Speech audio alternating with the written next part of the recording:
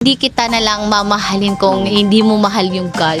What if mag-vlogger ka, ganun-ganun, kasi madaldal daw ako, guys. Hindi na ako nakikilala ng parents ko nga anak nila ko eh. Kasi naniniwala ko pag unexpected yung ina-upload na video, yun pa yung mag-click.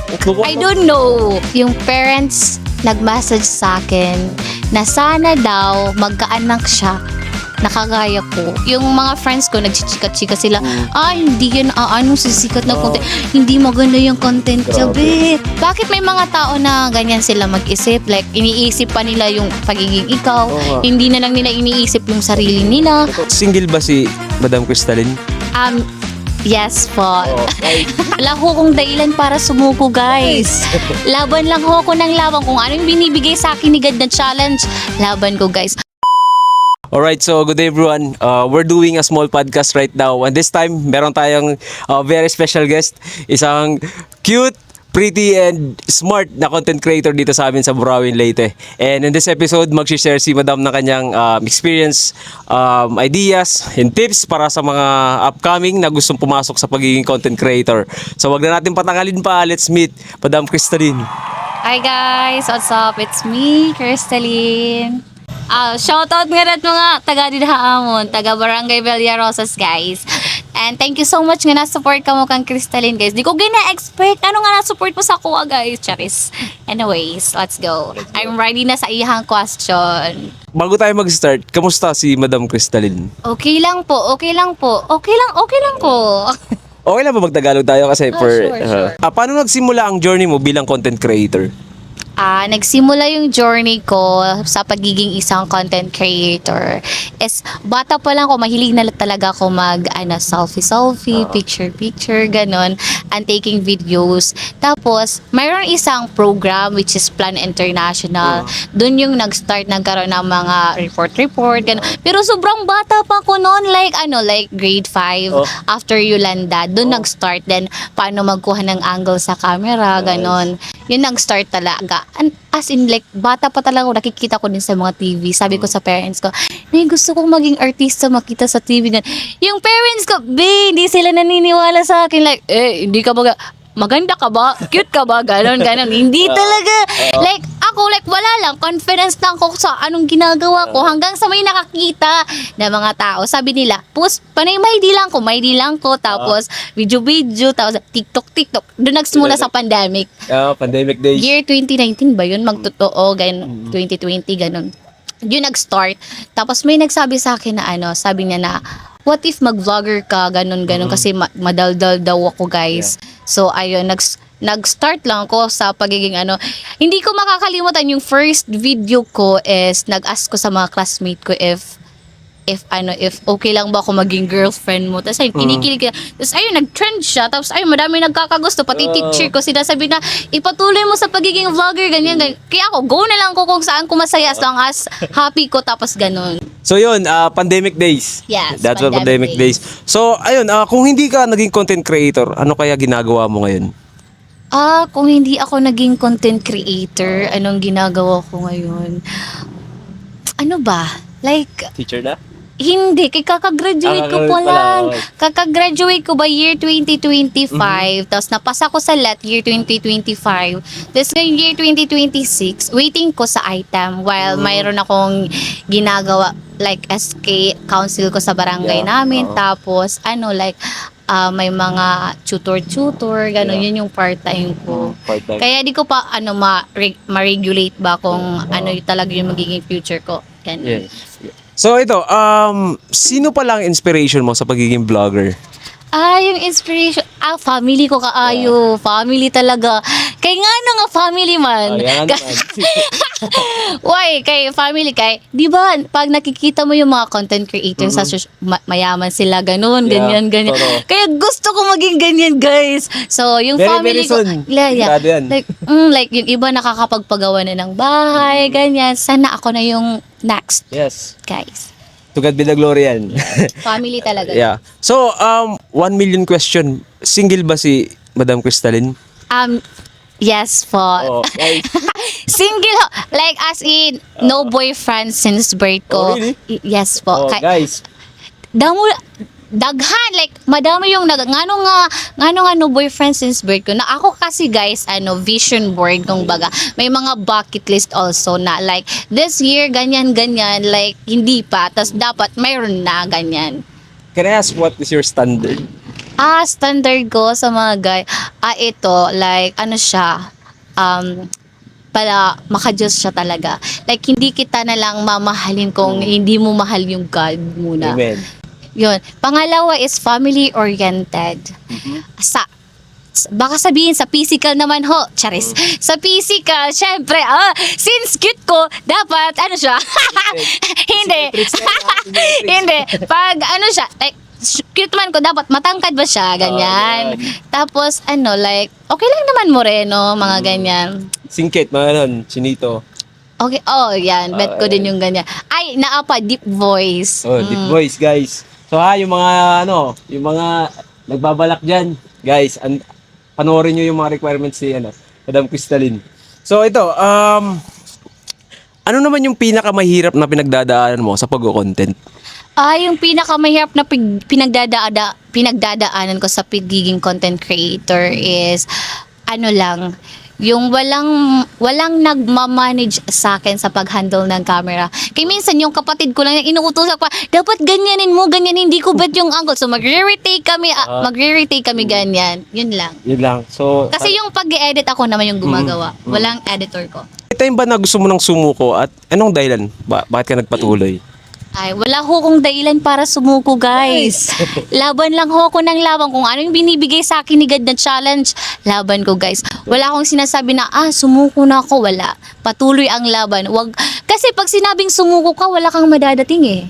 Ganyan Correct. So, dapat, kung ano yung challenge na ibinibigay sa'yo, hindi naman kasi ibibigay ni God yung challenge na yun kung alam niyang hindi niya kaya. Isa pa. Yun lang. Yeah. Actually, guys, magpinsan pala kami ni Nauko lang na kasi Riatasa din pala siya. Sorry. Tas, lang siya, like, nakita ko yung name niya, like, Riatasa man ni. So, murag, relatives ko. So, why not makipag-collab ko, guys? That's the reason why nga nakipag-collab ko, gihap. Oo. So, very thankful na lang ako kasi lalagay ko yung name ko doon sa profile ko, yung middle name ko. Kasi kung wala, I don't know.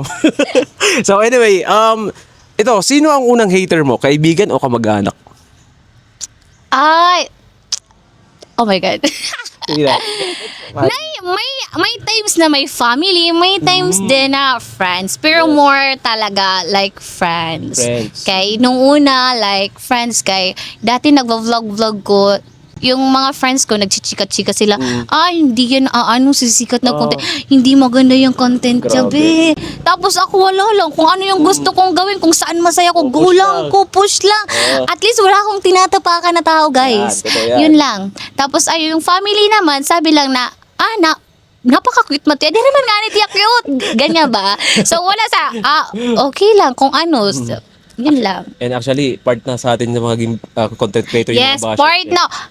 Sa amin na mga content creator, guys, mas maganda ata may basher me. Nga masikat pa me.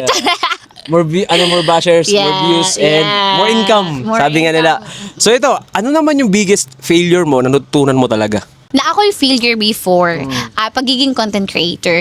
Na-hack dati yung account ko. Yeah. Tapos may nag-contact na sa akin noon na magmamanage sa Manila. Tapos nakat lahat yun kasi na-hack yung account ko. Tapos hindi na ako makontak before dati. Itong mo na Facebook? Hindi, nung una. Oo. Tapos million views. Nagsimula na nagsimula sa pagiging Omi content creator ko. Like Omi TV ba? Yun nag-start. And then, ayun, wala na. Like, nag-back to zero ko. Yun yung natutunan ko. Yung natutunan ko doon is, hindi ako nag-stop sa pagiging content creator. Like, at least, like, as in, like, marag na like, 3 days ba? Like, 3 days naging tulala ako na, after ng pinaghirapan ko, ganun lang. Pero maybe, gi-challenge lang ko. Like, gin-challenge lang sad ko ni God na hindi mag-stop. So, ayun, like, right now, mas more pa nag-followers. Pero, yun, waiting ko sa Charis. Yeah, may waiting pa daw Ito, anong content mo ang pinaka-viral at kamusta yung experience? Yung content na nag-viral for me is nag-abot siya ng 1.4 million views. Wow. Yung nag-smile lang ko, guys. I don't know. Asa dapit na charis. Oo, yung nag-smile akong ilang seconds. Tapos meron pa naman yung nandun sa school, yung like student pa ako sa mga security guard. Like sinasabihin ko, anong pinagkaiba ng piso tapos ni piso, Usari sa na nasa piso tapos ikaw. Yun. Tapos mga prank. Ngayon, nag-stop na ako sa pagpo-prank. Bakit? Nag-stop ko kay baka sabihin nila, huy, murag teacher nga yan. Pero if I have time talaga, mag-prank ko. Very, very soon. Yes. Actually, akala ko, pinaprank mo ko na going ka na dito. Pero hindi naman. Ano naman yung sekreto mo para nakuha yung attention ng audience? Alam ko na. Ano? Cuteness. Oh! Pretty. Maybe. Oo. Ikaw na yung sumagot. Siya na yung sumagot. Ito naman kasi, totoo. So yun lang. Ganun lang kadali. So ito naman, paano ka nag-iisip ng content ideas? Ito. Paano ko nag-iisip ng content? Actually, parang lahat ng content ko is sponty. Like, may sasabihin na, uy, like, pag hawak ko ng camera, may sinasabi na agad ako, like, hindi nakaplano. Galing. Oo, yun. Kasi naniniwala ko pag unexpected yung ina-upload na video, yun pa yung mag-click. I don't know. Totoo yan. Oo, like, as in. So yan, dapat on the spot ka lang din. Kung meron naisip ka, guys, ano nyo na. Kasi ako minsan, naggagawa pa ako ng script like that. Tapos, pero I'm not into like comedy.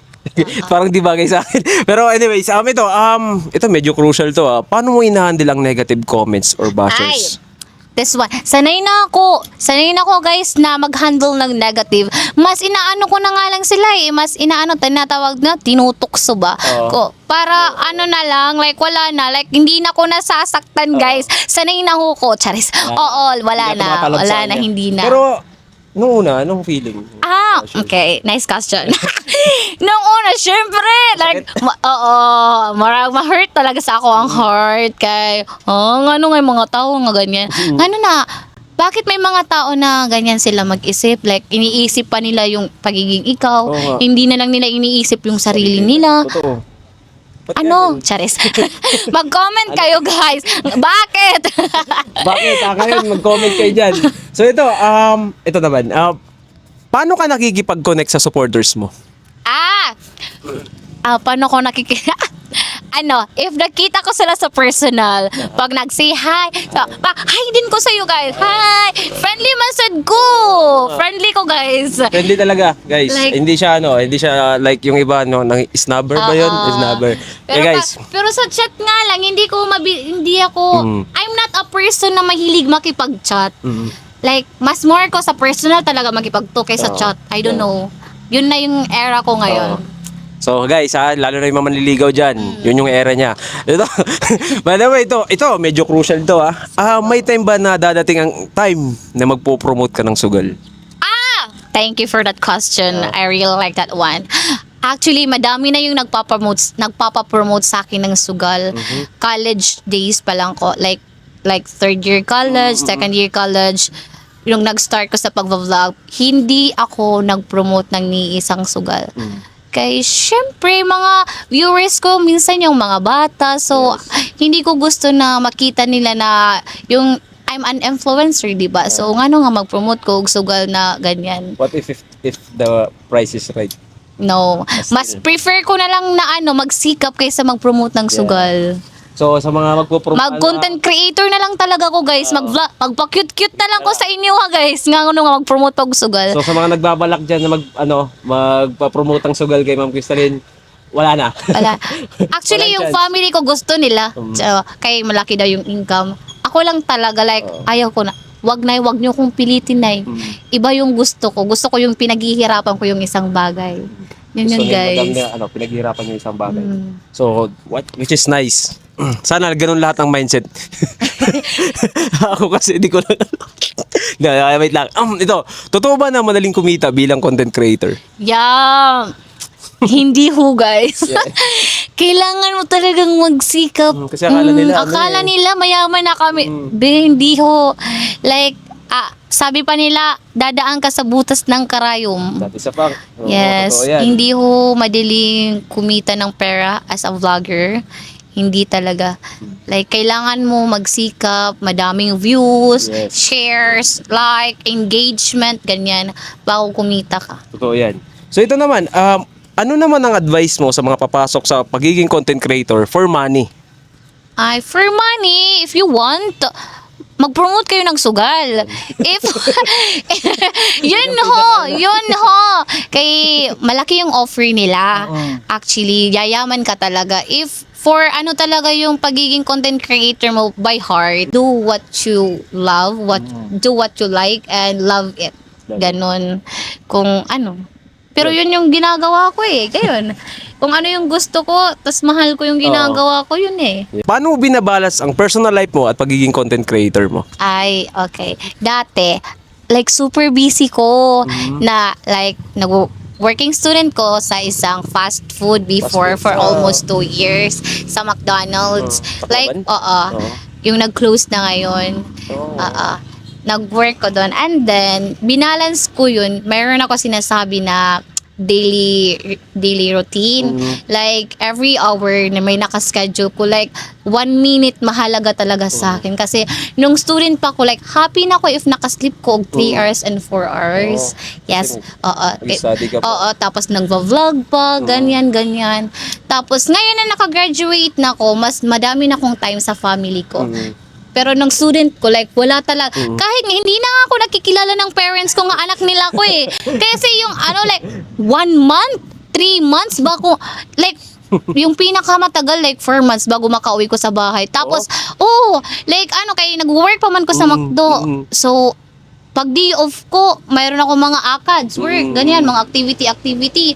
So, mapunta lang ako sa bahay after 3 days, after 3 days, after 3 days man eh.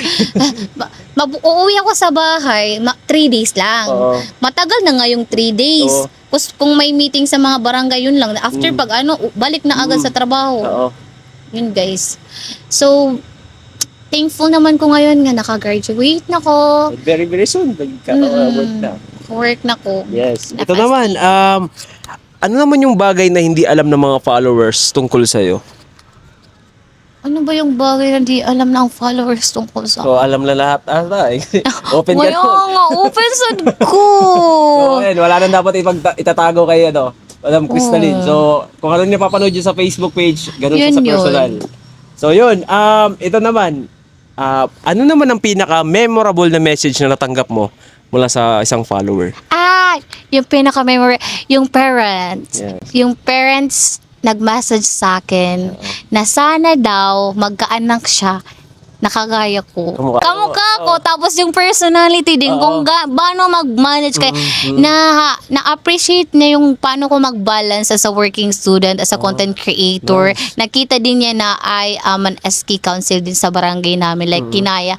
Tapos, like, regular student. Tapos, okay sa mga academics.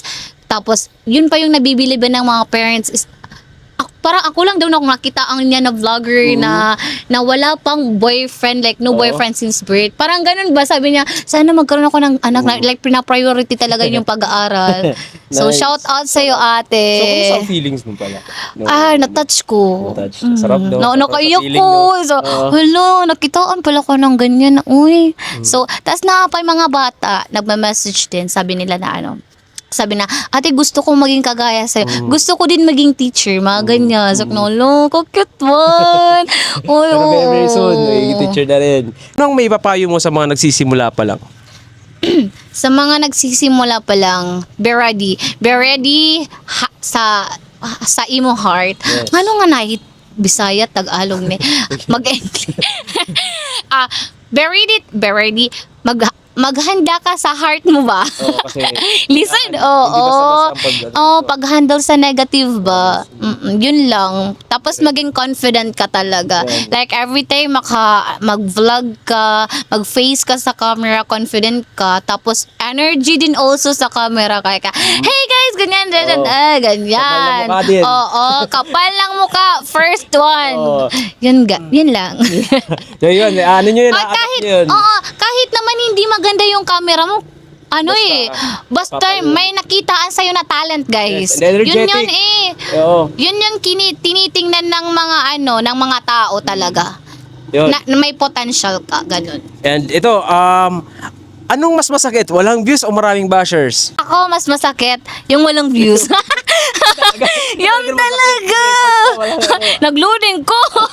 Kasi sa pag maraming bashers, maraming views yun.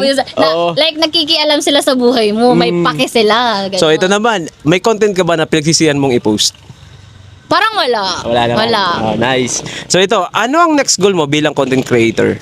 Ngayon, yung goal ko ngayon is magkaroon ng bahay. Oo. Nice. Yun. Marami nagtatanong, bakit daw hindi pa ako nagbo-boyfriend ba? Oo, yun, yeah. Like, Sige, yeah. 22 years. Tapos sinasabihan pa nila ko, tumboy ka ba? Oy, hindi ho. Like, Meron na kanina, yung naniniwala ko na may right time para sa akin nagbibigay ni God. Yun. And then yun yung requirements guys. So yun, maraming salamat kay Madam Crystalline. Ma'am, baka gusto nyong i-promote yung, meron kayong gustong i-shoutout at i-promote yun na rin yung Facebook page niya. Shout out ak mga solid followers nga da. Labi na ha, Brawen, Tacloban, taga di ba mga iba? Shout out Hello, tayo the guys. Philippines. Ana pa ibang bansa. Shout out ta imo. I know kilala mo na. Okay. So ayun. Tapos kindly follow, like, and share Facebook page ni Kuya Kuya Puds, no? Oo. Nga Puds man. Ig-follow. Then Yes. also akon guys, ig-follow na lang po Crystalline. Thank you so much. So that's it for today's video. Follow for more. Bye! Bye!